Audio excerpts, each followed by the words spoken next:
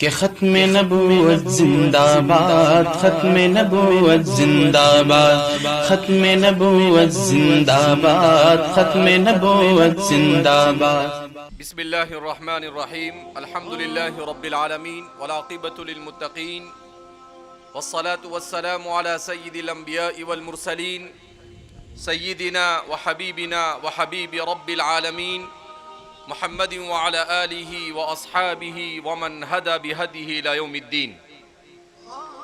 قال اللہ تبارک وتعالی فی کتابہ المجید والفرقان الحمید، فاعوذ باللہ من الشیطان الرجیم، بسم اللہ الرحمن الرحیم، اقرأ باسم ربک الذی خلق، خلق الانسان من علق، اقرأ وربک الاکرم الذی علم بالقلم، علم الانسان ما لم يعلم۔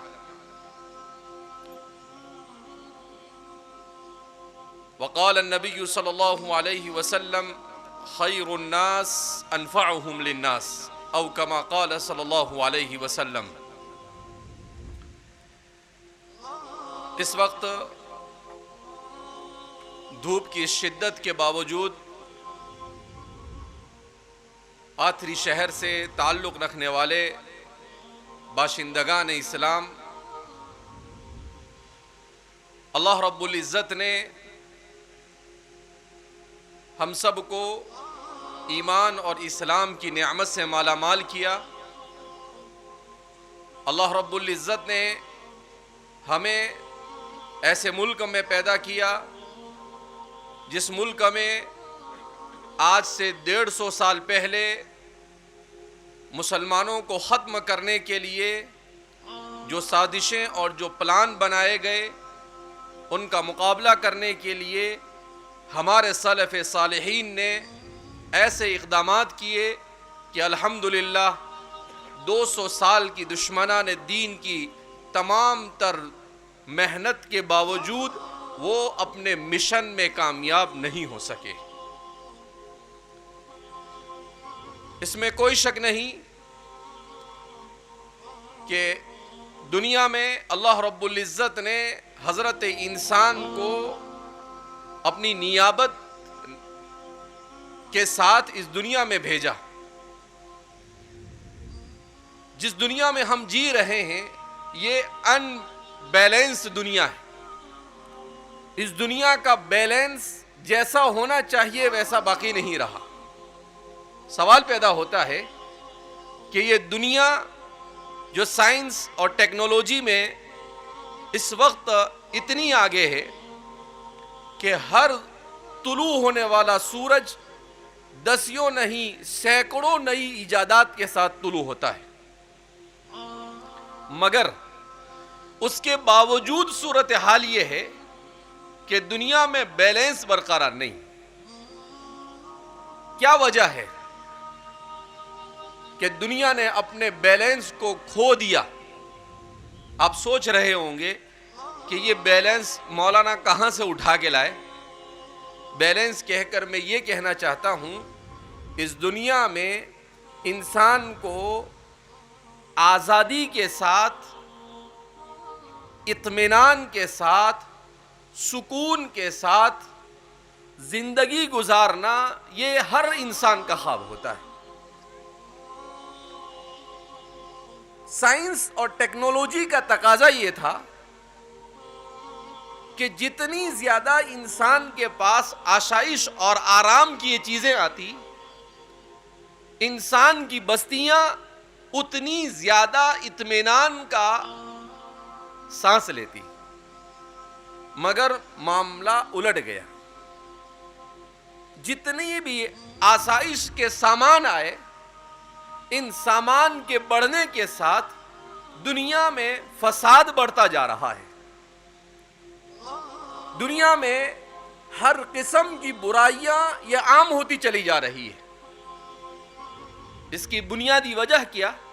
اس کی بنیادی وجہ رسول اللہ صلی اللہ علیہ وسلم جس پیغام اقرا کو لے کر آئے تھے، آج کے مسلمان نے اس پیغام اقرا پر جس طرح سے عمل کرنا چاہیے عمل نہیں کیا۔ کیا ہے وہ پیغام اقرا؟ میں یہاں بیٹھا ہوں تقریباً 1 گھنٹے سے زیادہ ہوا،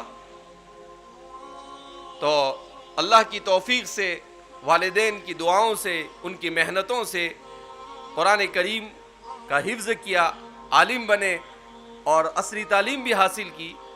تو قرآن کریم جب بھی کوئی بچہ تقریر کرتا تھا، کوئی مکالمہ پیش کرتا تھا، تو میں سوچ رہا تھا کہ آخر کس عنوان پر میں گفتگو کروں۔ کبھی کوئی بچہ مدارس پر تقریر کرتا ہے تو سوچا اسی پر تقریر کروں، کبھی کوئی بچہ ہمارے معاشرے کی برائیوں کو بیان کر رہا ہے کہ نشہ عام ہو رہا ہے، سود عام ہو رہا ہے، معاشرے کے اندر میں کیسی کیسی برائیاں ہیں کہ تن ہما داغدار شد کنجا، کہ پورا بدن یہ زخموں سے چھلی ہو چکا ہے معاشرے کا۔ اب کہاں کہاں پر اور کس کس زخم کے اوپر ہم مرہم پٹی کریں اور اسے صحیح کرنے کی کوشش کریں۔ تو یہ سب کے سب وجوہات کیا ہے؟ رسول اللہ صلی اللہ علیہ وسلم پر جب سب سے پہلی آیت نازل ہوئی، اس آیت کریمہ نے انسانیت کو تعلیم کا درس دیا۔ اور کیا تعلیم کا درس دیا؟ اللہ نے کہا، اے محمد عربی صلی اللہ علیہ وسلم، اقرأ بسم ربک الذی خلق، آپ پڑھیے اپنے اس پروردگار کے نام سے جس نے پیدا کیا۔ ایک چھوٹا سا پیغام، 5 آیتیں نازل ہوئی رسول اللہ صلی اللہ علیہ وسلم پر غار حرا میں، اور یہ 5 آیتیں ایسی ہے کہ اگر آج کا مسلمان صرف ان 5 آیتوں کو پڑھ کر اس پر عمل کر لے تو وہ دنیا اور آخرت میں کامیاب ہو سکتا ہے۔ اسی لیے امام شافعی تو یہ فرماتے تھے کہ قرآن کی سب سے چھوٹی سورت سورہ عصر ہے۔ اگر انسان اس دنیا میں ہدایت حاصل کرنا چاہے اور انسانی معاشرہ اپنی اصلاح اور آخرت کی کامیابی چاہے تو پوری انسانیت کی کامیابی کے لیے صرف سورہ عصر کافی ہے، جو قرآن کی سب سے چھوٹی سورت ہے۔ اسی لیے کسی بزرگ نے کہا، امام شعرانی نے نقل کیا ہے کہ قرآن کریم کی 6,500 سے زیادہ آیتیں ہیں، اور اس کی ہر آیت اتنا جامع پیغام انسانیت کو دیتی ہے کہ ہر ایک آیت پر 100 جلدوں میں تفصیل لکھی جا سکتی ہے۔ آخر کیوں نہ ہو، وہ اللہ کا کلام ہے، اور اللہ کا کلام اپنے اندر جس جامعیت کو لیے ہوئے ہیں، دنیا میں کوئی کلام اس کا مقابلہ نہیں کر سکتا ہے۔ آخر رسول اللہ صلی اللہ علیہ وسلم کی ذات اقدس پر اس الفاظ کے ساتھ اس وحی کو نازل کرنے کا مقصد کیا تھا؟ اللہ رب العزت عالم الغیب والشہادہ ہے۔ اللہ جانتا ہے کہ امت محمدیہ علی صاحبہا الف تحیت و سلام، یہ ایسی امت ہے کہ اس امت میں طرح طرح کے علوم ایجاد کیے جائیں گے۔ یہ امت سائنس اور ٹیکنالوجی میں آسمان کو چھوگی، بلکہ یہ سورج پر اور چاند پر کمن ڈالے گی۔ اللہ کو معلوم تھا کہ یہ وہ امت ہے جو فلسفہ، سائنس، منطق، علوم تجربیہ کے راستے سے اتنی آگے بڑھنے والی ہے کہ اللہ رب العزت ان تمام چیزوں کو پوری باریکی کے ساتھ جانتے تھے۔ اس لیے اللہ نے پہلا پیغام دیا کہ اللہ جانتے تھے کہ اس امت کا سب سے بڑا فتنہ یہ ہوگا کہ یہ امت علم کے آنے کے بعد اپنے خالق کو فراموش کر دے گی۔ اس لیے اللہ نے پہلا پیغام دیا، اقرأ بسم ربک الذی خلق۔ کہا تیرے پاس کتنا ہی علم آ جائے، کتنا بھی نالج تیرے پاس آ جائے، اور تو چاند پر نہیں، سورج پر نہیں، مریخ پر نہیں، تو کہکشاؤں میں گھومنے لگ جائے اور تو گیلیکسیوں کا سراغ لگانے لگ جائے، مگر یہ بات یاد رکھنا کہ یہ سب کچھ ہوگا تو صرف تیرے رب کے فضل سے ہوگا. تو کبھی ان ترقیوں کے بعد اپنے خالق اور مالک کو فراموش مت کرنا. اس لیے کہا اقرأ بسم ربک، پڑھ اس پروردگار کے نام سے جو تیرا رب ہے اور جس نے تجھے وجود بخشا، جس نے کائنات کے ذرے ذرے کو وجود بخشا. اس لیے آگے بڑھتے ہوئے کبھی بھی اپنے ذہن و دماغ میں یہ تصور نہ لانا کہ میں خالق کا مقابلہ کروں گا. آج سائنسداں اور بڑے بڑے چیزوں کو ایجاد کرنے والے، چاہے وہ فیس بک والے ہو، چاہے وہ ٹویٹر والے ہو، چاہے اسٹیفن ہاکنگ ہو جس کو 21ویں صدی کا سب سے بڑا سائنٹسٹ کہا جاتا ہے. مجھے اسٹیفن ہاکنگ کو جب ان کی تصویر اور ان کی ویڈیو دیکھی میں نے پہلی مرتبہ، اور پھر اس کے بعد ان کی کچھ کتابیں پڑھی تو مجھے بڑا تعجب ہوا. کس پر تعجب ہوا؟ مجھے تعجب اس کے زندگی پر ہوا، اور مجھے تعجب اللہ کی قدرت پر ہوا. اسٹیفن ہاکنگ کو آئنسٹائن کے بعد 21ویں صدی اور 20ویں صدی کا سب سے بڑا سائنٹسٹ مانا جاتا ہے. لیکن آپ کو معلوم ہونا چاہیے اس نے کیسے زندگی گزاری. پوری زندگی ویل چیئر پر، نہ پاؤں حرکت کرتا تھا، صرف ہاتھ کا کچھ حصہ حرکت کرتا تھا اور دماغ کام کرتا تھا. اس طریقے سے وہ کرسی کے اوپر ایک مردہ جسم کی طرح رہتے تھے. مگر اس کے باوجود انہوں نے فلسفہ اور سائنس کی راستے سے بہت ساری کھوج لگائی، اور کھوج لگانے کے بعد سب سے بڑے تعجب کی بات یہ ہے کہ اس تاریخ کے سب سے بڑے ملحد اور اللہ کا انکار کرنے والے بھی ہوئے. تو تعجب اس پر ہوا کہ وہ اپنی تمام کمزوریوں کے باوجود کام محنت کی اور بہت ساری چیزوں کا انکشاف کیا. اور اللہ کی قدرت پر اس لیے تعجب ہوا کہ اللہ نے اتنی کمزوریوں والا بنانے کے بعد بھی وہ اللہ کا انکار کر رہا ہے.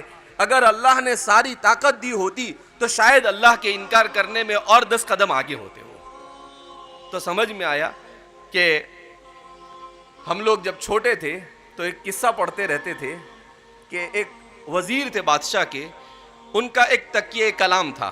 وہ کیا کہتے تھے؟ اللہ جو کرتا ہے اچھا کرتا ہے. کوئی بھی کچھ بھی کہے، ان کا پہلا جواب ہوتا تھا اللہ جو کرتا ہے اچھا کرتا ہے. اب ایک دن کیا ہوا، بادشاہ سلامت کی انگلی کٹ گئی. تو بادشاہ نے کہا کہ یار دیکھو میری انگلی کٹ گئی. تو وزیر کہتا ہے اللہ جو کرتا ہے اچھا کرتا ہے. بادشاہ کو بڑا غصہ آیا. بادشاہ نے کہا کہ میں انگلی کٹ گئی، میں پریشان، اور آپ کیا کہہ رہے ہیں؟ آپ یہ نہیں کہتے کہ اللہ آپ کو اچھا کر دے وے، نہیں اچھا ہوا، میں آپ کی تکلیف میں شریک ہوں. اس کے بعد کیا کہتے ہیں کہ اللہ جو کرتا ہے اچھا کرتا ہے. اس کو جیل میں ڈال. اب ان کو جیل میں ڈال دیا. اس کے بعد بادشاہ شکار کرنے کے لیے نکلے تو شکار کرتے کرتے بھٹک گئے، اور جب بھٹک گئے تو اکیلے پڑ گئے.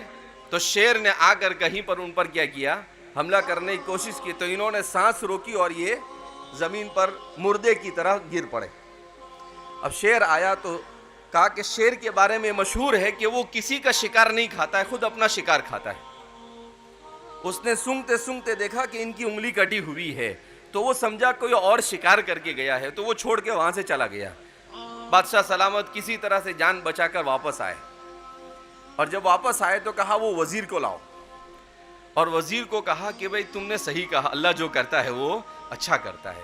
اگر یہ میری انگلی نہیں کٹی ہوتی تو آج تو شیر کے پیٹ میں جا چکا ہوتا میں. تو وزیر پھر کیا کہتا ہے؟ اللہ جو کرتا ہے اچھا کرتا ہے. تو ان کو تعجب ہوا کہ بھائی کیوں؟ کہا بادشاہ سلامت وہ اچھا ہوا آپ نے جیل میں بھیج دیا، اس لیے کہ اگر میں آپ کے ساتھ ہوتا تو آپ تو بچ جاتے لیکن شیر مجھے کھا جاتا. تو کہا یہ بھی اچھا ہوا کہ میں جیل میں گیا، اللہ جو کرتا ہے اچھا کرتا ہے۔ تو سمجھ میں آیا کہ انسان کو سمجھ میں آئے نہ آئے مصیبت پریشانی، لیکن یہ ضرور ہے کہ اللہ انسان کے بارے میں کبھی کوئی غلط فیصلہ نہیں کرتا۔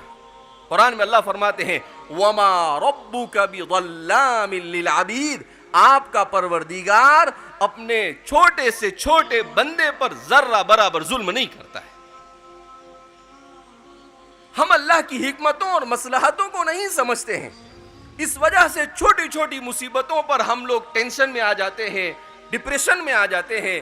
آج ہمارے ایک ساتھی بتا رہے تھے کہ پونا میں کسی مسلمان عورت نے اپنی 3 بچیوں کو مار دیا اور پھر خودکشی کر مر گئی، اور اس کی وجہ لکھی کہ بھئی اس کے شوہر نے اپنی روزی روٹی تلاش کی، کہیں نہیں مل رہی تھی، تو اس سے پریشان ہو کر اس نے یہ قدم اٹھایا۔ اس کی سب سے پہلی وجہ کیا؟ دین سے جہالت۔ اس کی سب سے پہلی وجہ کیا؟ دین سے جہالت۔ ارے بھائی دنیا میں امتحان کے لیے آیا ہے، دنیا میں اس لیے نہیں آیا ہے انسان کہ وہ جو چاہے فوراً ہو جاوے، وہ تو جنت میں ہوگا وَفِيهَا مَا تَشْتَهِيهِ الْأَنفُسُ وَتَلَذُّ الْأَعْيُنُ، کہ تم ادھر سوچیں گے نہیں کہ ادھر جنت میں وہ چیز تمہارے لیے تیار ہو جائے گی۔ یہاں تک کہ ہمارے مفسرین نے بیان کیا کہ انسان انگور کھا رہا ہوگا، انگور کھاتے کھاتے وہ سوچے گا کہ یار مجھے تو انگور نہیں، مجھے تو امرود کھانا ہے، اللہ اسی انگور کے اندر میں امرود کا مزہ ڈال دے گا۔ وَفِيهَا مَا تَشْتَهِيهِ الْأَنفُسُ وَتَلَذُّ الْأَعْيُنُ۔ تو اس جنت، یہ جنت نہیں ہے، یہ دنیا ہے۔ اس دنیا میں اللہ نے بھیجا ہی اس لیے ہے تو مصیبت آئے تو صبر کرے اور نعمت ملے تو شکر کرے۔ تو اللہ رب العزت کو معلوم تھا کہ یہاں پر اسٹیفن ہاکنگ بھی پیدا ہوگا اس امت میں، اللہ کو معلوم تھا کہ اس امت میں آئنسٹائن بھی پیدا ہوگا، اللہ کو معلوم تھا کہ اس امت میں ڈاروین بھی پیدا ہوگا، اللہ کو معلوم تھا کہ اس امت میں کانٹ بھی پیدا ہوگا، جس کے بارے میں خود عیسائی کہتے ہیں کہ عیسائیت میں سب سے بڑا ظلم یہ ہوا کہ یورپ نے کانٹ کو پیدا کیا، جس کو میں کہتا ہوں کہ کانٹ اس زمانے کا سب سے بڑا کانڈ ہے۔ یہ سب ملحدین کی لسٹ ہے جنہوں نے انسانیت کو اپنے خالق سے توڑنے کی کوشش کی، مگر رسول اللہ صلی اللہ علیہ وسلم پر آئے اس پہلے پیغام میں یہی کہا گیا کہ چاہے کتنے بھی آگے بڑھ جاؤ اپنے خالق اور مالک کو کبھی فراموش مت کرنا۔ اگر اپنے خالق اور مالک کو فراموش کرو گے تو تمام کے تمام وسائل کے باوجود تمہیں سکون اور اطمینان نہیں مل سکتا ہے۔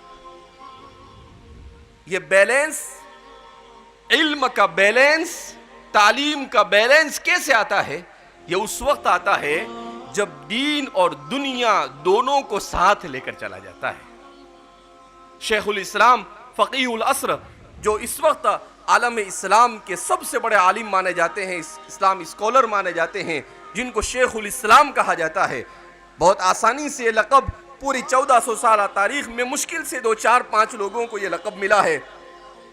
تو حضرت مولانا تقی عثمانی صاحب کا ایک مضمون میں پڑھ رہا تھا، حضرت نے اس بات کی وضاحت کی کہ تعلیم کے لیے ادارے ہندوستان میں اور بر صغیر میں مسلمانوں نے قائم کیے۔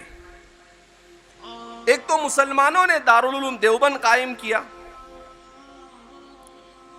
دوسرا 1865 اور 66 میں، دوسرا اسی زمانے میں 1867 اور 70 کے درمیان علی گڑھ میں یونیورسٹی قائم کی گئی۔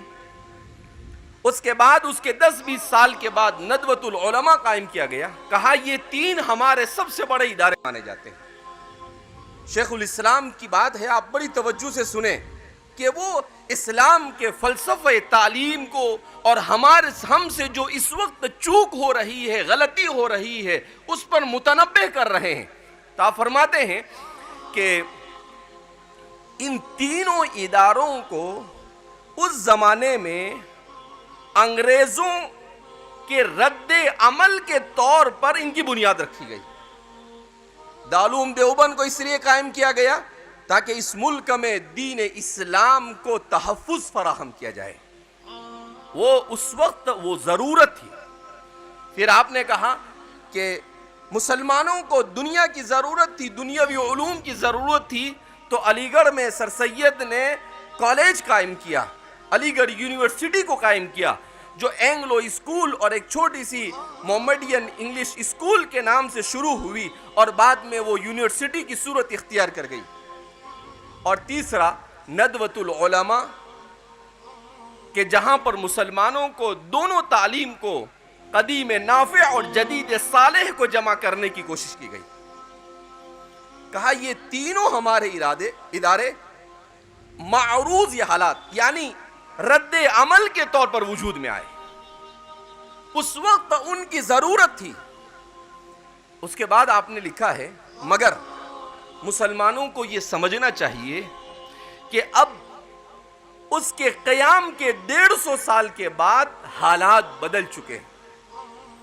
اب ہمیں اس بات کی ضرورت ہے کہ ہم اپنے ان حالات سے نکلیں اور موجودہ حالات میں ہم یہ دیکھیں کہ اب ہمیں کیا کرنا ہے۔ آپ اس کا حل بیان کرتے ہیں، آپ فرماتے ہیں کہ دارالعلوم اور ندوہ اور علی گڑھ کے قیام سے پہلے جو عالم اسلام کا تعلیمی نظام تھا، جامعہ ازہر میں، جامعہ زیتون میں اور جامعہ قیروین میں، جو فاس میں، الجزائر میں اور دنیا کے دیگر مسلم خطوں کے اندر میں پائی جاتی بڑی بڑی یونیورسٹیاں، جو دنیا کی سب سے پہلی یونیورسٹی یہ جامعہ قیروین مانی جاتی ہے، جو ایک عورت کی طرف سے قائم کی گئی تھی۔ تو ان یونیورسٹیوں کے نظام تعلیم کے مطابق اب ہمیں دوبارہ اپنے نظام تعلیم کو مرتب کرنا ہوگا۔ ان یونیورسٹیوں کا نظام تعلیم کیا تھا؟ ان یونیورسٹیوں کا نظام تعلیم یہ تھا کہ ان یونیورسٹیوں میں سب سے پہلے بچے کو بچپن سے لے کر 7-8 سال تک کے مکمل طور پر دین اور اخلاق کی تعلیم اور تربیت کی جاتی تھی، اور ساتھ میں بنیادی اس زمانے کی ضرورت کے اعتبار سے میتھمیٹکس اور جن چیزوں کی اس وقت ضرورت تھی ایسے ضروری علوم سکھائے جاتے تھے۔ اور پھر اس کے بعد جب بچہ بڑا ہو جاتا تھا تو اگر اس کا ذہن علم دین کی طرف جاتا تھا تو وہ علم دین کی طرف چلا جاتا تھا، اور اگر اس کا ذہن سائنس کی طرف جاتا تھا تو وہ فلسفہ اور سائنس کو اختیار کرتا تھا۔ اس کے بعد آپ نے مثال کے طور پر پیش کیا کہ جامعہ قیروین جو عالم اسلام کی سب سے پہلی یونیورسٹی آج بھی قائم ہے، حضرت فرماتے ہیں کہ میں خود اس کو دیکھ کر آیا ہوں۔ کہا دنیا کی تاریخ کی وہ پہلی یونیورسٹی جس کا قیام آج سے 1250-1300 سال پہلے ہوا تھا، جب دنیا کو یونیورسٹی کا یوں نہیں معلوم تھا۔ کیا نہیں معلوم تھا؟ جامعہ کا جا نہیں معلوم تھا، جم نہیں معلوم تھا کہ جامعہ کس کو کہتے ہیں۔ اس زمانے میں مسلمانوں نے اس کی بنیاد ڈالی۔ پھر آپ نے لکھا کہ اسی جامعہ قیروین سے وہاں کا نظام تعلیم ایسا تھا کہ اسی جامعہ قیروین سے ایک طرف قاضی عیاض پیدا ہوتے ہیں جو اپنے زمانے کے بہت بڑے محدث تھے، دوسری طرف ابن خلدون پیدا ہوتے ہیں جو آج بھی فلسفہ تاریخ، ہسٹری اور آج کے جو سوشل سائنس ہے اس کے موجد اور مدون کہے جاتے ہیں۔ کہا وہ بھی اسی یونیورسٹی سے پڑھ کر فارغ ہوئے۔ کوئی مؤرخ نکلتا تھا، کوئی محدث نکلتا تھا، کوئی فلسفی نکلتا تھا، کوئی سائنسداں نکلتا تھا، وہ سب کے سب ایک جگہ سے پڑھ کر نکلتے تھے۔ دین کی بنیادوں کو مضبوط کرنے کے بعد وہ جہاں پر جو چاہے دین کو حاصل کرتے تھے، مگر ہمارے یہاں پر معاملہ الٹا ہو گیا۔ دین کو سیکھے بغیر اگر ہم دنیاوی علوم کی طرف گئے تو یہ ہمارے لیے ہلاکت کی بات ہے، اور دین کو سیکھ کر، دین کی فکر کو مضبوط کر کر اگر ہم آگے بڑھے اور ہم نے اپنے بچوں کی صحیح گھر میں تربیت کی اور ہم نے اپنے اداروں کو قائم کیا تو ہم اپنے ایمان کو بھی بچا سکتے ہیں، اپنی عزت کو بھی بچا سکتے ہیں، اور اپنے حلال روزی کے تمام اسباب اختیار کر کر خود اپنے پاؤں پر کھڑے ہو سکتے ہیں۔ تو کہا کہ اس وقت ضرورت ہے اس کی کہ دونوں علوم کو جمع کرنے والے ایسے ادارے قائم کیے جائیں جہاں پر مسلمانوں کو اپنے مکمل دین کے ساتھ ساتھ انہیں دنیا کی تعلیم دی جائے۔ اللہ جزائے خیر عطا فرمائے میرے والد محترم خادم القرآن حضرت مولانا غلام محمد صاحب بستانوی دامت برکاتہم مد ظلہ العالی کو، کہ آج سے 35 سال پہلے آج جب میں سفر میں نکلا ہوں اور بہت ساری جگہوں پر پہلی بار گیا تو مجھے تعجب ہوتا ہے کہ آج بھی ایسی جگہیں ہیں جہاں مدرسے ہیں، اسکول ہے، مگر وہاں پر جانے کے لیے صحیح راستہ نہیں ہے۔ تو آج سے 25-30 سال پہلے وہاں کی کیا صورتحال ہوگی جب آج 2023 میں راستے نہیں ہیں سیدھے، کہ آدمی بڑی مشکل سے وہاں پر پہنچ پاتا ہے۔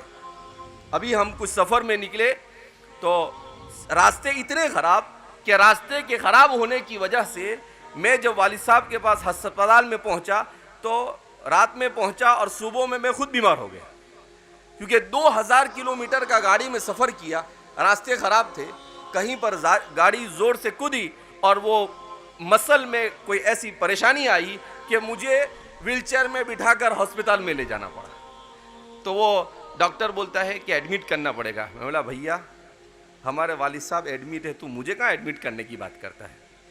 پھر میں نے وہ ڈاکٹر سے کہا کہ بھائی ڈاکٹر صاحب ہم نے 5 میڈیکل کالج بنائے ہیں اور 2000 بچوں کو ڈاکٹر بنایا ہے، تم مجھے ایسے ہی جنرل آدمی سمجھ کر پیسے لے کر چھلنے کی کوشش مت کرنا، اس لیے کہ مجھے سب کچھ سمجھتا ہے کہ بدن میں کیا ہوتا ہے تو کیا علاج ہو سکتا ہے، اس لیے کہ میں ڈاکٹر نہیں ہوں، لیکن الحمدللہ ہمارے والد نے ادارے قائم کیے ہیں تو ہم نے 2000 ڈاکٹر بنائے۔ کتنے ڈاکٹر بنائے ہیں؟ 2000۔ تو میں نے کہا مجھے کوئی تکلیف نہیں، درد ہو رہا ہے مجھے، مگر مجھے مسل میں پرابلم ہے۔ وہ کہتا ہے ایکس رے نکالنا پڑے گا، ایم آر یہ کرنا پڑے گا۔ میں نے کہا بھائی کچھ کرنا نہیں، تو صرف درد ہو رہا ہے تو درد مسل میں کم ہو جائے، اس کا انجیکشن مجھے لگا دے یا اس کے لیے باٹل چڑھا دے، دوا دے دے اور میری چھٹی کر دے۔ بہرحال 2-4-6 گھنٹے کے بعد مجھے اچھا ہو گیا۔ تو کہنے کا مطلب یہ ہے کہ ضرورت اس بات کی ہے کہ ہمارے پاس دونوں علم اس انداز میں ہونے چاہیے کہ ہم انسانیت کی ہمدردی کے ساتھ اس دنیا کے اندر میں خود بھی چین سے رہیں اور دوسروں کو بھی چین سے رہنے دیں، ورنہ آج صورتحال ایسی ہے کہ دنیا کمانا دین نہ ہونے کی وجہ سے انسانوں پر ایسا مسلط ہو جاتا ہے کہ وہ ڈاکٹر بنتا ہے، مگر میں کہتا ہوں کہ یہ ڈاکٹر اور وکیل کم ہوتے ہیں اور انسانوں کے جیب کے کھاٹکی زیادہ ہوتے ہیں۔ ان کو یہ مطلب نہیں آپ غریب ہے، آپ پریشان حال ہے، آپ نہیں، ان کو ان کا بل بنانے سے مطلب کہ بھئی آپ کا اتنا بل ہوا۔ تو یہ کیوں؟ اس لیے کہ دین نہیں۔ جب دین نہیں تو صرف دنیا سمجھ میں آتی ہے، اور اس طرح سے لوگوں کے درد کے بعد اگر انسان دنیا کو کماتا ہے تو وہ پیسہ کبھی بھی سکون لے کر نہیں آتا، وہ پیسہ تکلیفیں لے کر ہی آتا ہے۔ اور جو پیسہ لوگوں کے ہمدردی کے ساتھ کمایا جاتا ہے تو وہ پیسہ سکون کو لے کر آتا ہے۔ تو دین اور دنیا کی اس تفریق نے معاشرے کے اندر میں ہلاکت اور بربادی کے جڑوں کو مضبوط کر دیا ہے۔ اسے ختم کرنے کا ایک ہی راستہ ہے کہ ہم اپنے علاقوں میں دین اور دنیا کی تعلیم کے اداروں کو قائم کریں۔ ماشاءاللہ پاتھری میں آیا تھا اس سے پہلے 10-15 سال پہلے، لیکن ایسے ہی سرسری آنا ہوا، آج یہاں پر تفصیل سے آنا ہوا۔ بہت خوشی ہوئی کہ ماشاءاللہ یہاں پر تقریباً 23 ایکڑ زمین ہے اور لڑکیوں کا مدرسہ ہے، لڑکوں کا مدرسہ ہے، اسکول بھی ہے۔ جیسا کہ آپ نے دیکھا بہت سارے بچے ایسے ہیں جنہوں نے BHMS کیا، بہت سارے ڈی فارم کر رہے ہیں، مگر یہاں کے پاپولیشن کے اعتبار سے یہ 0 0.1 ہے. سمجھ میں آ رہی ہے آپ کو بات میری؟ یعنی کچھ نہیں، 2 4 5 ڈاکٹر بنا دیا تو ہم لوگوں نے کمال نہیں کیا. عقل کنواں آپ کے پاتھری سے بھی چھوٹا ہے. عقل کنواں کی آبادی مشکل سے 10 سے 12 ہزار ہے، مگر آج عقل کنواں میں تقریباً 50 BOMS ڈاکٹر ہے. وہ صرف کیوں؟ اس لیے کہ اپنے گھر کے سامنے ان کے لیے کالج تھی تو بچوں نے پڑھ لیا آسانی کے ساتھ. ڈی فارم بی فارم، کوئی گھر ایسا خالی نہیں جہاں حافظ نہ ہو، انجینئر نہ ہو، ڈی ایڈ کیا ہوا نہ ہو، ڈاکٹر بنا ہوا نہ ہو. تو آپ کی اتنی بڑی زمین ماشاءاللہ انہوں نے، سر نے آپ کے اس ادارے کے لیے سب سے پہلے 18 ایکڑ زمین دی. آج اس کی زمین کی قیمت بھی بہت زیادہ ہے، اور اس کے بعد بھی کچھ لوگوں نے محنت کر 5-7 ایکڑ زمین دی. تو سب کچھ ہے. اب آگے بڑھنے کی ضرورت ہے، وہ اس طور پر کہ کوشش کر یہاں پر BUMS یا BHMS میڈیکل کالج قائم کیا جائے. یہاں پر LLB مسلمان قانون کا ماہر ہونا بھی ضروری ہے. اسی لیے میں نے کہا نا کہ لائر یعنی وکیل جس کو ہم کہتے ہیں، ایڈوکیٹ، وہ اور ڈاکٹر یہ ہمدردی کے حامل نہیں رہے. اگر ہم دین کے ساتھ ان کو یہ چیزیں سکھائیں گے تو ان کے دلوں میں ہمدردی ہوگی. تو یہ صرف اپنے ایمان کو بچانے والے، اپنی قوم کی خدمت کرنے والے نہیں، بلکہ اسلام کا بہترین نمونہ پیش کرنے والے ہوں گے. جب یہ ہمدردی کے ساتھ کسی کی خدمت کریں گے تو سامنے والا بھی کہے گا کہ واقعتاً یہ دین کیسا دین ہے. اب غریب آدمی آیا، کہا صاحب پیسے نہیں میرے پاس. کہا کوئی بات نہیں، ٹھیک ہے آپ جا سکتے ہیں.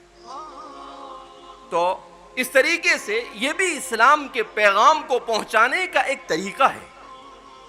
بہرحال ضرورت اس بات کی ہے کہ ہم اس زاویے سے سوچیں، اور میں ہمیشہ یہ بھی کہتا چلا آیا ہوں کہ ہم ہندوستان کے مختلف کونوں میں گھوم کر امت کو یہی بتانے کی کوشش کر رہے ہیں کہ ہمیں اپنے دینی اداروں کے ساتھ اسی ماحول میں عصری اداروں کو قائم کرنا، یہ ہماری موجودہ اور آئندہ نسل کو کفر، شرک اور ارتداد سے بچانے کے لیے اس وقت فرض عین ہو چکا ہے. اس کے بغیر کام نہیں چلے گا. مسلمانوں کو اس ملک میں اس وقت اپنے علاقوں میں 2 لاکھ اسکولیں بنانے کی ضرورت ہے. کتنی؟ 2 لاکھ اسکولیں چاہیے. اب آپ کہیں کہ یہ کہاں سے اٹھا کے لائے مولانا آکڑا؟ اس لیے کہ مسلمان اس ملک میں کتنا ہے؟ گورنمنٹ کہتی ہے 14%. اب 140 کروڑ میں سے آپ 14% نکالو تو کتنا ہوتا ہے؟ تقریباً 20 کروڑ. اور اگر 14% سے زیادہ ہے تو مسلمان اس ملک میں 25 کروڑ مسلمان رہتے ہیں. مگر اس کے باوجود مسلمانوں کا نہ سیاست میں کوئی اثر و رسوخ ہے، نہ ملک دوسرے پیمانے پر کوئی اثر و رسوخ ہے، بلکہ دوسرے درجے کا شہری بنانے کی کوشش کی جا رہی ہے. مگر ڈرنے کی ضرورت نہیں. حالات ہی انسان کو مضبوط بناتے ہیں. حالات کا مقابلہ کرنا مسلمان اور ڈرنا، مسلمان کی ڈکشنری میں ڈرنے کا لفظ ہونا ہی نہیں چاہیے. ہاں، حکمت کے ساتھ، جرأت کے ساتھ اور ہوش اور حواس کے ساتھ اپنے مستقبل کو اور نسل کے مستقبل کو صحیح بنانے کے لیے کیسے آگے بڑھنا، اس پر سوچنا، یہ وَتَعَاوَنُوا عَلَى الْبِرِّ وَالتَّقْوَى کے ذریعے سے ہوگا. آپس میں ایک دوسرے کا تعاون کر ہم آگے بڑھ سکتے ہیں. لہذا آپ یہاں پر جمع ہوئے ہیں اس تہیے کے ساتھ کہ اگر یہاں پر کسی ادارے کو قائم کرنے کی ضرورت ہے تو آپ میں سے ہر ایک یہ فکر لے کر یہاں سے جائے کہ اس ادارے کو قائم کرنے کی فکر ہم اپنے ذمے لیتے ہیں، اور ہم بھی اس کے قائم کرنے میں اپنے سے جو ہو سکے گا تعاون کریں گے. کیوں؟ انشاءاللہ. کیوں؟ اس لیے کہ یہاں پر اگر کالج بنائیں گے تو اس کالج کے اندر میں کون پڑھے گا؟ آپ کے بچے پڑھیں گے.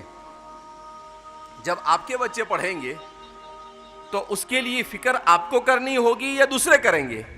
آپ کو کرنی پڑے گی. اپنا گھر بنانا ہے تو دوسرے کو جا کر ہم کہتے میرے کو گھر رہنے کے لیے گھر نہیں، ذرا گھر بنا دے نہیں بھائی، تو کوئی کیا بولے گا؟ چپل نکال تو اس کو بتا دے گھر کیسے بنتا ہے. تو اب ہمیں ہماری ضرورت ہے، ہمارا ایمان، ہمارا رزق حلال، ہماری دنیا اور آخرت کی کامیابی کے لیے ساری فکریں ہمیں کرنی ہے. تو ہمیں ایک ایک پیسہ جمع کر کر کیا کرنا پڑے گا؟ اپنے اداروں کو قائم کرنا پڑے گا. میں مولانا عبدالکریم پاریکھ صاحب کا واقعہ ہر جگہ پر سنا رہا ہوں، اگرچہ تکرار ہو رہا ہے مگر پھر بھی سنا رہا ہوں. مولانا عبدالکریم پاریکھ مرحوم فرماتے ہیں کہ میرے گھر پر کام کے لیے ایک عورت آتی تھی، شیڈول کاسٹ سے اس کا تعلق تھا. اب وہ عورت آتی تھی روزانہ صبح میں ہاتھ میں پیپر لے کر آتی. تو مولانا سوچے کہ یہ روز ہاتھ میں پیپر لے کے کیوں آتی ہے بھائی؟ اس کو پڑھنا لکھنا آتا ہے تو میرے گھر میں جھاڑو پوتا کرنے کیوں آتی ہے؟ تو مولانا نے ایک دن اس سے پوچھا کہ بیٹا آپ کو پڑھنا لکھنا آتا ہے؟ تو اس نے کہا نہیں، پڑھنا لکھنا نہیں آتا. تو پھر یہ پیپر آپ کیوں لے کر آتے ہیں؟ مولانا کہتے ہیں کہ اس نے جو جواب دیا اس نے میرے وجود کو ہلا کر رکھ دیا. کیا جواب دیا اس نے؟ اس عورت نے کہا کہ یہ پیپر میری برادری والے نکالتے ہیں، میں پیپر اس لیے خریدتی ہوں کہ یہ 2-2.5 روپے کا پیپر ہے، 1-1.5 روپیہ اس کی چھپائی میں خرچ ہوتا ہے، 50 پیسے 1 روپیہ بچ جاتا ہے، تو وہ پیسے جمع کرتے ہیں اور ہماری قوم کے بچوں کو پڑھایا جاتا ہے اس کے ذریعے سے. تو 1-1 روپیہ جمع کر کر انہوں نے اپنے بچوں کو پڑھایا. تو آج ہمارے پاس ہائر ایجوکیشن میں 2% بھی مسلمان نہیں ہے، اور وہ ہائر ایجوکیشن میں 25 نہیں 30% سے آگے نکل گئے. انہوں نے فکر کی. یہ تو اللہ کا نظام ہے، ان اللہ لا یغیر ما بقوم حتی یغیروا ما بانفسہم. جب تک کہ ہمارے اندر اپنے آپ کو بدلنے کی فکر نہیں ہوگی اللہ زبردستی نہیں بدلے گا. چاہے وہ کافر ہو چاہے مشرک ہو، جو محنت کرے گا دنیا میں اللہ اس کا پھل ضرور دے گا. تو ہمیں بھی محنت کرنی پڑے گی اپنے ادارے قائم کرنے کے لیے، اپنے اداروں کو بچانے کے لیے، اپنے تشخص کو برقرار رکھنے کے لیے. ایک دوسرے پر اعتماد کر کر، ایک دوسرے کا تعاون کر کر امانت داری اور دیانت داری کے ساتھ آگے بڑھنا ہوگا. اللہ کی ذات سے امید ہے کہ اگر ہم اس طریقے سے کھڑے ہو گئے تو اس ملک سے ہمیں کوئی نکال سکتا نہیں ہے، اور ہمارا کوئی بال بیکا نہیں کر سکتا ہے. ہمیں ڈرے بغیر اور نا امید ہوئے بغیر حوصلے کے ساتھ، ہمت کے ساتھ، حکمت کے ساتھ، مصلحت کے ساتھ اپنے آپ کو مقابلہ اور حالات کا مقابلہ کرنے کے لیے تیار کر کر آگے بڑھنا ہے. اور انشاءاللہ ہم سب مل کر اس فریضے کو انجام دیں گے. اور آج یہاں سے نہیں بلکہ ملک کے چپے چپے میں مسلمان اپنی پرائیویٹ یونیورسٹیاں قائم کرے، مسلمان اپنے علاقوں میں لڑکیوں کے لیے الگ اسکول، لڑکوں کے لیے الگ اسکول کا نظام بنائے. اونلی فور گرلز اسکولیں ملتی ہے، عیسائی زمانوں سے اپنی اسکولیں چلا رہے ہیں. تو بڑی سوچ سمجھ کے ساتھ ہم لوگ آگے بڑھنے کی کوشش کریں. اللہ رب العزت ہم سب کے یہاں پر جمع ہونے کو قبول فرمائے، اور اللہ رب العزت ہم سب سے راضی ہو جائے، اور اس ملک میں مسلمانوں کی جان مال عزت آبرو کی حفاظت فرمائے، اور اللہ ہر قسم کی آفت بلا مصیبت سے ہمیں محفوظ فرمائے. اللہ رب العزت کہنے سننے زیادہ عمل کی توفیق مرحمت فرمائے. وآخر دعوانا ان الحمدللہ رب العالمین. G S herbal wholesale Ayurvedic ادویات کا قابل اعتماد مرکز. تجارت کے خواہش مند حضرات کو ہم مکمل ٹریننگ دیتے ہیں. ہمارے ساتھ تجارت کر کے بھرپور پیسہ کمائیں. علماء کرام، حفاظ، ڈاکٹرز اور میڈیکل والوں کے لیے خصوصی رعایت. تفصیلات کے لیے ابھی رابطہ کریں. قاسمی حج عمرہ ٹورز اینڈ ٹریولز حج عمرہ اور دیگر مقدس مقامات کی زیارت کا بھروسے مند مرکز. حج عمرہ جانے کے خواہش مند حضرات اسکرین پر دیے گئے نمبرات پر کال کریں.